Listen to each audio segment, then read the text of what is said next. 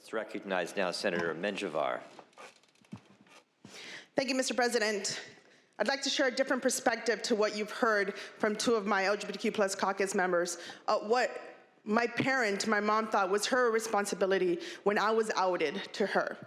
At 16 years old, I was in a high school that was safe and affirming to me.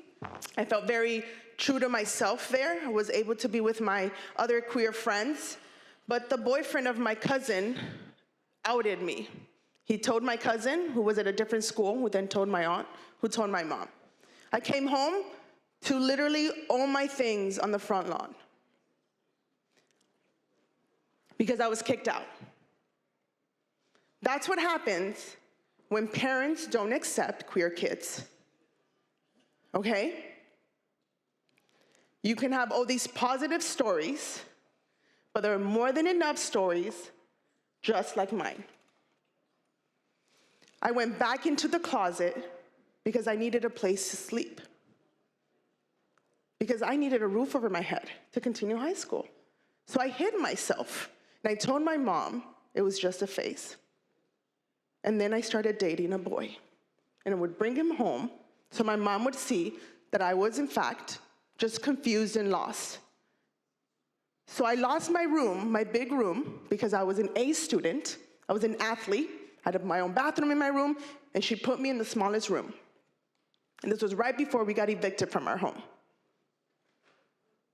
I didn't come out to my mom until the age of 25 after that. And then she said my life was like a prostitute. Till this day, my mom doesn't accept me. Endless amount of conversations.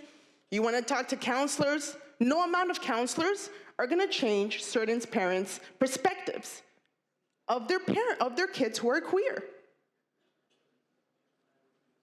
My friend would spend endless amount of hours crying in my car because her mom did not accept her. At 23, at 24, and to this day, we trauma bond about how we continue to have to kind of code switch whenever we're with our mom. I'm 35 years old, and I represent 1 million people, and I have to still code switch when I'm with my mom for safety reasons, both mentally and maybe physically. And there are many queer kids in California who have these stories, who go to school and feel safe. They can be their true selves. They can wear whatever they want. And then they have to code switch at home, but until they're 18 years old. We are asking for 18 years of their life to not have to code switch at schools, to be safe and know that no one in that establishment will out them until they are ready. And we do this because we know our parents. I knew my mom, how she was gonna react. I went to school, I went to church, Pentecostal church, you can imagine. I knew her understanding. The pastor spoke about homosexuality every single Sunday, Friday night, and Wednesday. 3 times a week I would go to church. I knew how my mom was gonna act. I did this because I knew these kids, if they feel safe with their parents, will talk to their parents. If we do not feel safe, let us navigate that until we are ready, or until we don't have to live with them, or until we don't depend on them for a roof over our heads. So this bill is needed to protect us so that there's no barriers like this.